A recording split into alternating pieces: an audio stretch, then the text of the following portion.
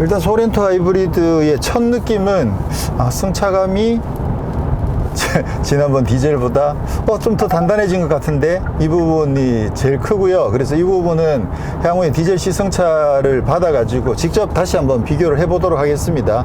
그렇게 해서 좀 더 명확하게 말씀드릴 수 있겠지만 지금 느낌으로서는 지난번 시승회 때 탔던 것보다 조금은 더 통통 튀는 느낌들이 있습니다. 그래서 요건 좀 많이 아쉬운 부분이죠. 제가 그동안 누누이 소렌토는 승차감 이렇게 계속 이야기를 해왔었는데 그 안락한 승차감이 이렇게 좀 단단해진 부분은 좀 많이 아쉽고요. 근데 아까 산길에서 보신 것처럼 하체 안정감은 정말 좋거든요. 그렇게 따지면 사실 뭐 이것도 뭐 나쁘다고 할 수는 없는데, 근데 취향 자체가 조금은 편안한 승차감을 바랬던 입장에서는 조금 아쉽다라는 생각이 들고요. 그리고 하이브리드 시스템에서 전기 모터의 힘은 그냥 무난합니다. 사실 출력이 38kW에서 44.2kW로 조금 늘어났다고 하긴 하더라도 아무래도 이제 차가 덩치가 있으니까, 그래서 그냥 보통 다른 하이브리드들이랑 좀 비슷한 수준의 움직임. 그렇지만 차가 덩치가 큰 걸 감안했을 때는 이게 처음 출발할 때 전혀 스트레스 없이 부드럽게 출발해 주는 정도는 되니까 뭐 그걸로 충분하다고 생각을 하고요. 그리고 힘도 아까 산길에서 보셨던 것처럼 힘은 뭐 전혀 부족하진 않습니다. 네, 그리고 엔진 같은 경우에는 지금 1.6 가솔린 터보 엔진이 장착된 만큼 뭐 힘에서는 부족하진 않은데요. 이제 사운드가 아무래도 하이브리드다 보니까 전기 모터는 엄청 조용하잖아요. 그래서 상대적으로 엔진이 시동이 걸리면 그 소리 조금 크게 들어올 수 있는데, 또 지금은 뭐 시동이 걸려 있어도 별로 엔진 사운드가 잘 안 들어옵니다. 근데 어떤 경우에는 이렇게 지금 아무래도 소음도 좀 있잖아요. 근데 조용할 때 가다 보면 그 엔진음이 약간 좀 딸딸딸딸딸 이런 느낌이 나는 경우가 조금 있어요. 그다지 엔진음 자체가 별로 매끄럽거나 경쾌하진 않아 가지고 그게 1.6 터보 엔진의 특성인가? 원래 그런 느낌은 잘 못 받았는데, 그래서 그런 소리가 살짝 상황에 따라서 좀 날 때도 있었는데 지금은 뭐 무난하게 괜찮고요. 그리고 엔진 사운드도 그렇게 크게 들어오진 않습니다. 시동이 걸리더라도 뭐 잘 못 느낄 정도로 엔진음이 그렇게 크게 들어오진 않습니다. 지금 현재 고속도로를 한 100km 정도로 주행을 해보면 이 상황에서는 뭐 상당히 조용해요. 네, 최상위 트림인 시그니처 트림 같은 경우에는 옆에 창문까지 이중 접합 차음 글라스가 적용되는데, 그 아래급인 노블레스는 이게 이중 접합이 아니에요. 그래서 상대적으로 노블레스에 비해서는 조금 더 소음이 들어올 수밖에 없는데, 그 풍절음 이야기 하신 분들도 벌써 계시긴 하더라고요. 근데 지금 100km 주행 상황에서 바람 소리가 조금 들어오긴 합니다. 근데 뭐 심하게 많이 거슬리는 정도는 아니에요. 그리고 지금 보시는 것처럼 정말 죄송하게 이게 썬팅을 한 다음에 아직 이거를 안 뺐어요. 그래서 이게 어떤 영향을 미칠지는 아직까지는 잘 모르겠는데, 이게 큰 영향이 없다고 보면 지금 100km 정도에서는 뭐 풍절음이 그렇게 세게 들어오진 않는데, 이거를 속도를 높이게 되면 풍절음이 좀 있구나. 네, 이쪽 A필러에서도 풍절음이 꽤 많이 들어오네요. 지금 풍절음은 조금 있습니다. 근데 상대적으로 노면에서 올라오는 소음은 훨씬 적은 것 같아요. 그래서 노면 소음보다는 이쪽 필러 쪽에서 풍절음이 좀 더 많이 들어온다. 이것도 디젤 탈 때는 사실 잘 몰랐거든요. 이게 이제 그 차도 시승차가 여기 차음 글라스가 적용돼 있어서 그래서 그런지 모르겠는데, 노블레스 트림인 경우에는 이게 차음 글라스가 아니다 보니까 그 바람 소리에는 조금 취약할 수밖에 없겠네요. 그리고 스마트 크루즈 컨트롤은 뭐 거의 최상급 수준의 장비들이 다 적용되어 있다 보니까 굉장히 부드럽고, 또 차로 가운데를 유지해주는 실력도 상당히 좋고, 그래서 뭐 이거는 뭐 상당히 좋습니다. 근데 한 가지 단점은 최근에 한번 말씀드렸는데, 최근에 나온 현대 기아차의 이 스마트 크루즈 컨트롤 같은 경우에 차로가 직선이고 주변에 방해하는 차들이 별로 없더라도 핸들을 놓고 있으면 거의 한 15초에서 20초 지나면 항상 자동적으로 경고가 뜬다. 근데 예전 같은 경우에는 뭐 K9 이런 차들은 한참 동안 놓고 있어도 경고가 한참 동안, 거의 한 10분 동안 경고가 안 나오는 그런 경우들도 있었는데, 지금은 그걸 아예 막아버린 것 같아요. 그래서 무조건 한 15초, 20초 지나면 핸들을 잡으십시오 경고를 띄워주는 방식으로 바뀐 것 같습니다. 근데 이 차 같은 경우에 좀 지적할 만한 부분이 뭐냐면 이게 손을 잡고 있잖아요. 근데 사람들이 어차피 차가 알아서 차로를 유지해주고 있는 상황이다 보니까 핸들을 그렇게 세게 안 잡고 있거든요. 그리고 어떤 경우에는 핸들을 이렇게 세게 잡고 있어도 차가 똑바로 간단 말이에요. 그러다 보면 이게 조향이 별로 안 먹잖아요. 그래서 나는 분명히 핸들을 잡고 있는데 핸들을 잡으십시오 경고가 뜨는 거예요. 그런 경우들이 종종 있어서 그 부분은 어떤 형태로든 좀 개선이 필요하지 않을까라고 생각을 합니다. 그게 이제 경고가 떴는데도 무시하고 그냥 있으면 해제돼 버리니까 결국은 경고가 꺼지도록 해야 되면 의도적으로 핸들을 이렇게 한 번씩 움직여야 되는 거야. 그래서 그거 상당히 불편하거든요. 그래서 운전자가 핸들을 잡고 있는지 아닌지를 좀 더 정확하게 인지할 수 있는 방법이 좀 필요하다라는 생각을 합니다. 근데 그렇다고 해서 뭐 BMW처럼 이거를 이 스티어링 휠에 걸리는 토크로 인지를 체크하는 게 아니라 뭐 스티어링 휠을 터치로 이 사람이 그냥 터치만 하고 있으면 인지하는 걸 체크하는 거 뭐 그 방식까지 바라는 건 아니고요. 그게 특별히 뭐 좋다고 생각하진 않으니까. 근데 어쨌거나 사람이 핸들을 잡고 있을 경우에는 적어도 기계가 사람이 핸들을 잡고 있지 않다라고 오판하는 그런 오판은 좀 더 적었으면 좋겠다라는 생각이 듭니다. 그리고 여기 메뉴에는 보시면 여기 이제 하이브리드 메뉴가 추가된 점이 이제 하이브리드랑 다른 차들의 차이겠죠. 그래서 누르면 에너지 흐름도를 보실 수가 있습니다. 지금 현재 여기 지금 핸들을 계속 잡고 있는데 핸들을 잡으십시오 경고 떴거든요. 근데 지금 곡선이다 보니까 힘이 자연스럽게 살짝 들어가서 바로 해지가 됐는데 어떤 경우는 잡고 있는데도 금방 핸들을 잡으십시오 경고가 금방 안 꺼지는 경우들이 있어서 그게 뭐 1시간 주행하는데 한 4번 그런 일들이 생기면 좀 신경 쓰이죠. 그래서 그 부분은 좀 개선이 필요해 보입니다. 네, 그리고 노블레스 트림에는 앰비언트 라이트가 빠집니다. 기존에 지난번 시승 때는 여기에 앰비언트 라이트가 들어있어 가지고 나름 좀 멋진 모습을 보여줬었는데 지금은 앰비언트 라이트가 없죠. 그리고 이쪽 도어 패널 여기도 그죠? 저기 손잡이 옆에 저기도 앰비언트 라이트가 같이 들어왔었는데 지금은 앰비언트 라이트가 없습니다. 좀 아쉽긴 하네요. 물론 뭐 앰비언트 라이트가 뭐 아주 중요한 건 아니지만 그래도 또 분위기라는 게 있는데 앰비언트 라이트가 빠진 점도 조금 아쉽긴 해요. 그리고 통풍 시트는 무난합니다. 지금 뭐 켠지 얼마 안 됐는데 금방 바로 시원해지고 지난번 시승 때 조금 약한 거 아닌가 라고 생각했는데 지금 현재 이 차에서는 뭐 약하진 않습니다. 아주 강력하진 않은데 막 아주 등골이 오싹할 만큼 강력하진 않은데 그래도 뭐 통풍 시트도 무난하고요. 그리고 이제 후측방 모니터도 적용이 되어 있고요. 그리고 이쪽 메뉴 중에 일부가 기존 현대기아차랑 약간 다른 부분들이 있었습니다. 일단 설정에 보면 차량 설정에서 그 계기판에 예전에 뭐가 있었느냐 하면 이 연비 정보를 리셋을 언제 할 거냐. 그래서 주유할 때마다 리셋할 건지 아니면 주행할 때마다 할 건지 아니면 리셋을 하지 원할 때만 리셋하게끔 하든지 그거 설정하는 게 있었는데 그게 제가 이제 연비 테스트를 하느라고 이렇게 자동으로 리셋되지 않도록 설정을 했었거든요. 근데 지금 그게 없어졌어요. 그 기능 자체가 선택하는 기능이. 그래서 이거 왜 없어졌는지 알아봤더니만 이것 대신 이쪽 계기판에 이 연비 중에 주행 정보, 주유 후 정보, 누적 정보가 다 나오고 있습니다. 아예 그냥. 그래서 원하시면 누적 정보를 그냥 계속 보면 되는 거고 아니면 주유 후 정보나 주행 정보는 한참 쉬었다가 새로 주행을 하게 되면 지금 주행 정보가 표시가 되는데 근데 이 주행 정보에 리셋이 없어요. 그래서 주유 후 연비는 뭐 상관없다고 치더라도 주유 후 정보 여기도 초기화할 수 있구나. 그럼 이걸 써야 되겠네.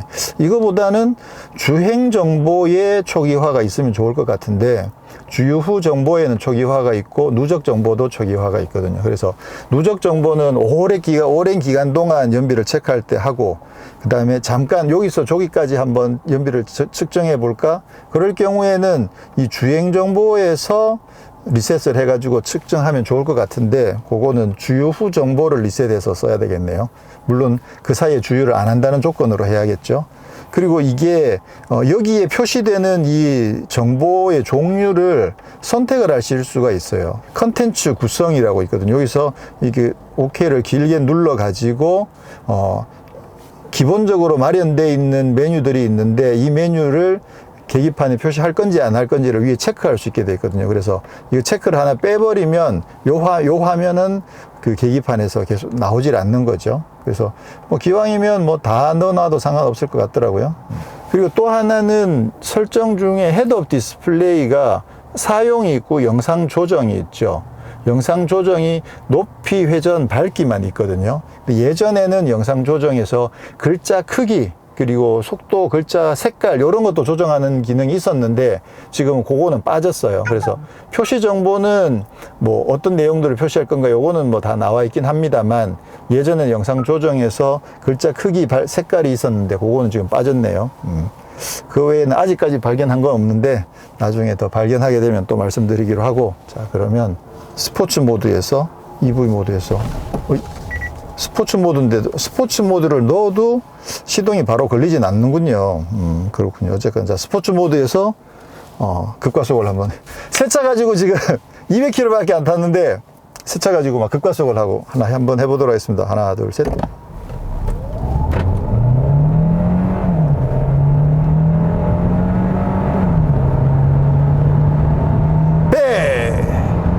힘은 무난합니다. 아주 강력하진 않고 뭐 이 정도면 그냥 무난하게 타기에는 전혀 무리가 없고요. 중요한 건 연비죠. 연비가 잘 나오니까 뭐 이 정도 힘이면 뭐 충분하다고 생각을 합니다.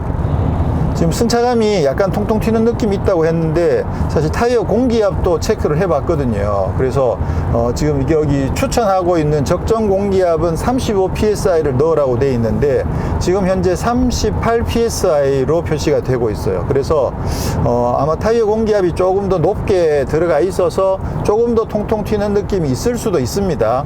근데 사실은 아침에 타이어 공기압 체크를 하고 왔거든요. 근데 아침에 35를 체크하고 넣었더니만 지금은 이제 온도가 올라가서 타이어 안에 공기 온도도 올라가고 그러다 보니까 지금은 38까지 올라가 버렸네요. 이거를 그 차가울 때 35를 맞추는 걸까요? 아니면 뜨거울 때 35를 맞추는 걸까요?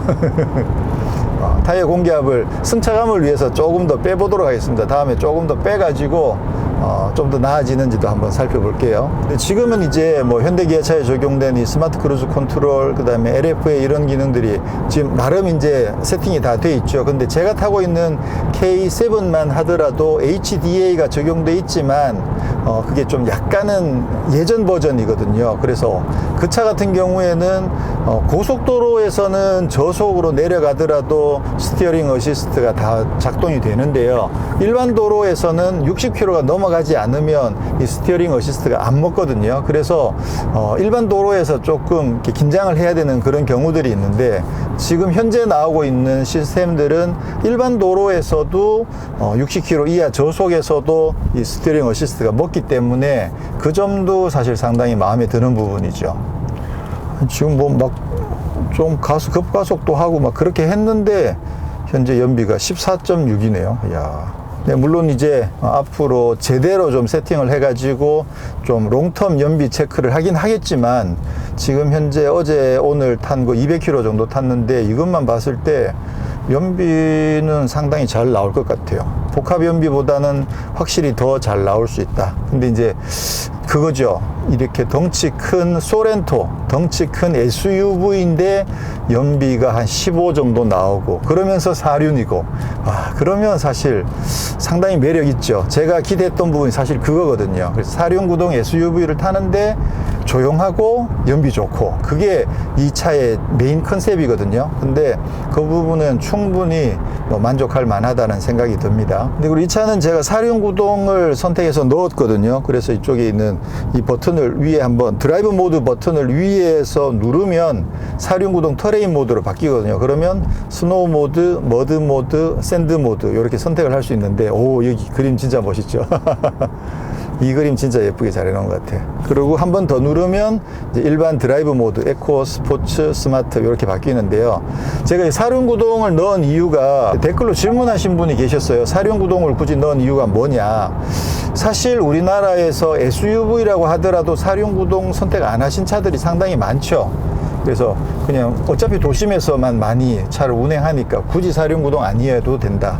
그리고 산타페나 투싼이나 다 앞바퀴 굴린 모델이다 보니까 굳이 사륜구동을 선택 안 하시는 경우들이 많은데, 저는 그래도 이제 SUV를 선택한 만큼 약간은 뭐 가벼운 오프로드 정도는 한번 가보겠다라고 생각하고, 그러면 이제 뭐 모래밭이 됐거나 아니면 좀 뭐 진흙길이 됐거나 그런 가벼운 길 정도는 뭐 갈 기회가 있지 않을까라고 생각해서 가능하면 사륜구동을 넣자라고 해서 선택을 했고요.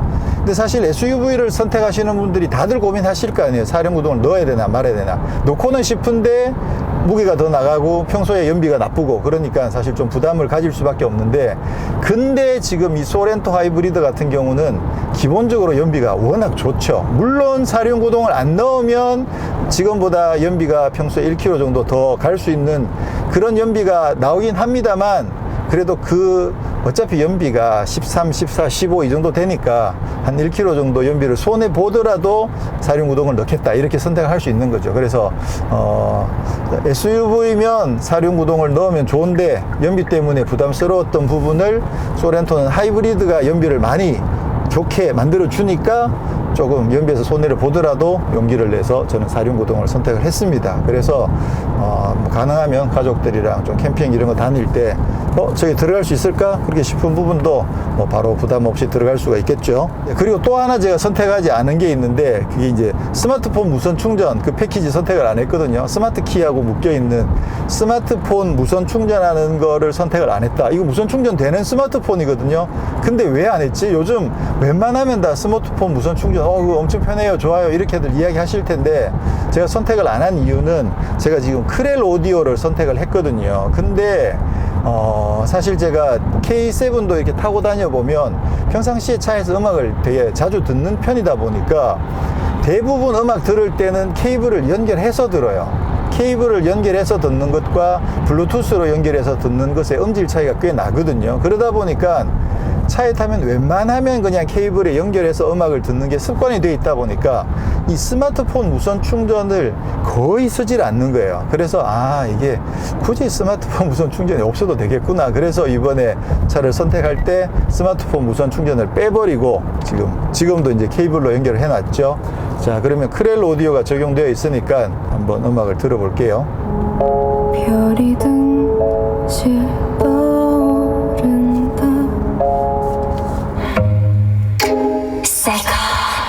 너라면 좋을까? 새로운 시작은 늘 설레게 하지.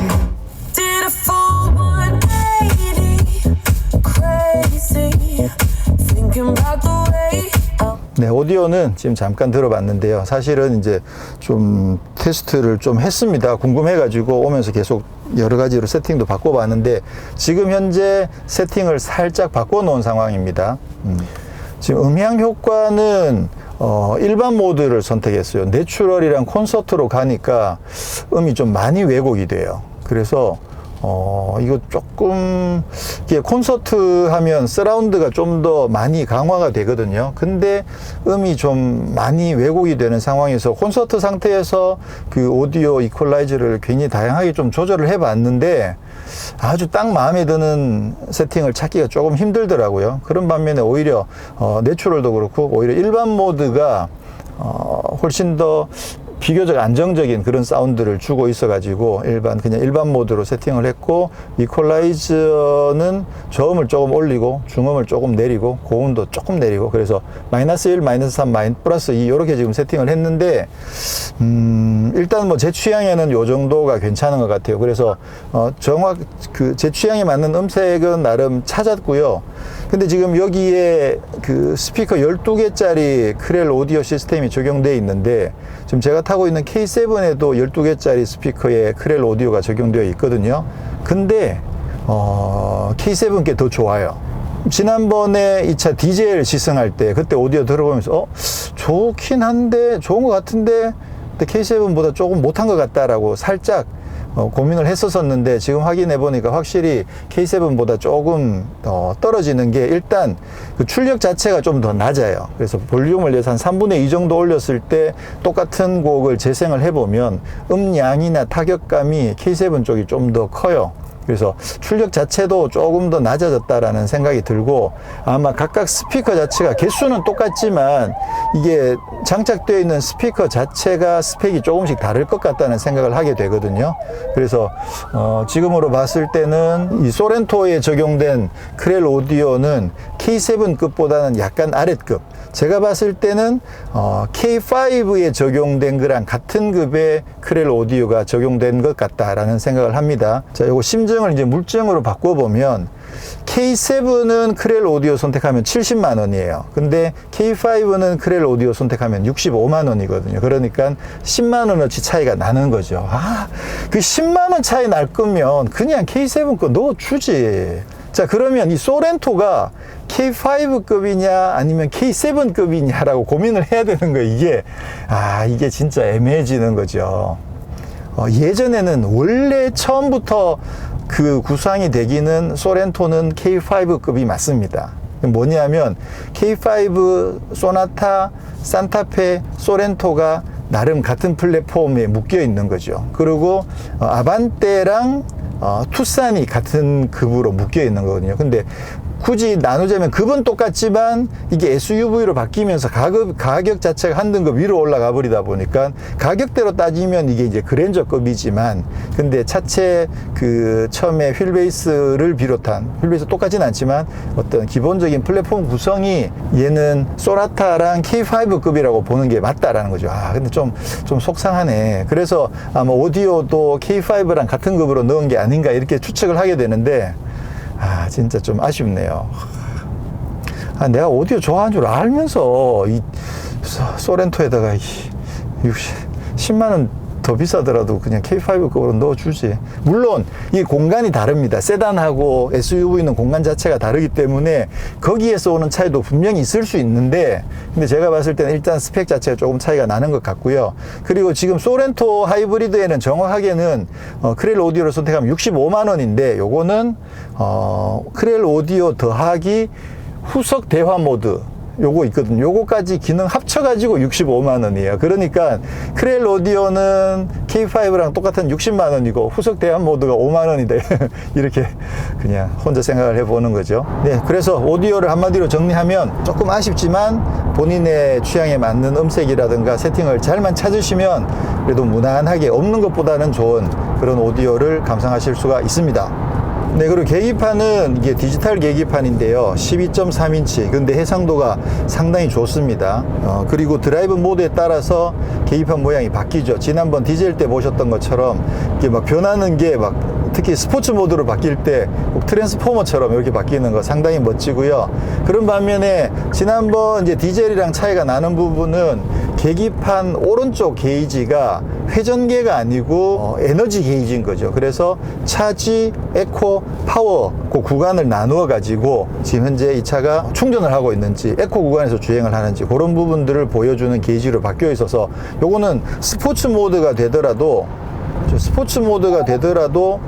이쪽 게이지가 뭐 회전계로 바뀐다든가 그러지는 않거든요. 지금 현대기아차 하이브리드는 다 그렇죠. 네, 오늘은 이렇게 해서 4세대 소렌토 중에서 1.6 가솔린 터보 하이브리드 모델을 시승을 했습니다. 4륜구동이고요. 시승차가 아닌 제 차를 가지고 시승하는 거 되게 좀 어색하기도 하고 오히려 또 더 정리 안 되고 좀 횡설수설하게 되는 그런 경향도 있습니다. 아무래도 이제 좀 장기적으로 더 많은 것들을 살펴볼 여유가 있으니까 지금 막 정리가 잘 안 되는 거죠. 그래서 오늘은 여기까지 소개해 드리고 향후에 이제 타면서 꾸준하게 이 차에서 발견된 여러 가지 정보들을 다양한 방법으로 전해 드리도록 노력을 해 보겠습니다. 1.6 가솔린 터보 하이브리드 힘은 상당히 넉넉합니다. 그래서 부족한 점은 전혀 없고요. 그리고 엔진 사운드도 우려보다는 그렇게 크지 않고 거칠지 않고 무난하게 그렇게 되어 있는 반면에 승차감은 기대했던 것보다 좀 더 통통 튀는 승차감이더라. 그래서 개인적으로는 조금 아쉬운데 이게 완성도 면에서는 상당히 높은 수준이에요. 근데 개인적인 취향이 조금 더 부드러웠으면 좋겠다라고 생각을 하는 거고요.